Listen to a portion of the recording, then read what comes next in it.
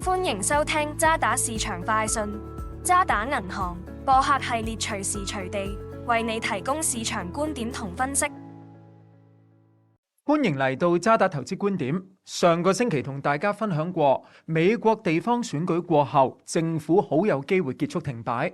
言猶在耳，美國國會通過臨時撥款議案，政府就恢復運作啊。投資市場下一步會點走呢？美國政府結束破紀錄嘅停擺，照道理就利好市場氣氛嘅。不過10月嘅關鍵就業同通脹數據可能永遠消失啊！數據有限，令到聯儲局官員更加謹慎。越嚟越多官員暗示關稅對通脹嘅影響未明朗，有必要維持利率不變，變相削弱咗12月10號減息嘅條件，增加咗美國國債收益率短期內上升嘅風險。不過呢股數據迷霧，最終都係會消散。近期就業市場嘅一啲替代數據進一步轉差，例如 ISM 製造業同服務業採購經理指數嘅就業分類指數，10月都係持續萎縮嘅。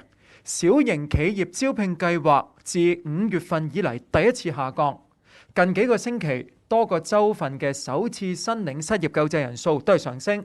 所以聯儲局最終都係較大機會要減息去支持個就業市道啊！如果美國10年期債息短期內升到上去4.25厘呢，為增持優質債券提供咗機會。而家嘅股票策略亦都需要攻守兼備，多啲留意健康護理同公用股。美股嘅健康護理行業第三季嘅業績強勁啊，9成3嘅業績股盈利好過市場預測。當中我哋比較睇好製藥股，監管不明朗因素正喺度消退，預測市盈率15倍，比美股整體23倍嘅估值吸引。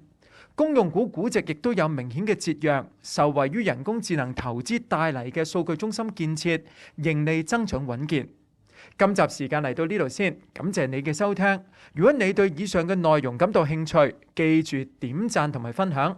我哋下個星期再見。多謝收聽渣打銀行嘅播客系列渣打市場快訊，詳情可瀏覽我哋網站嘅最新市場觀點，或者點擊描述內嘅連結。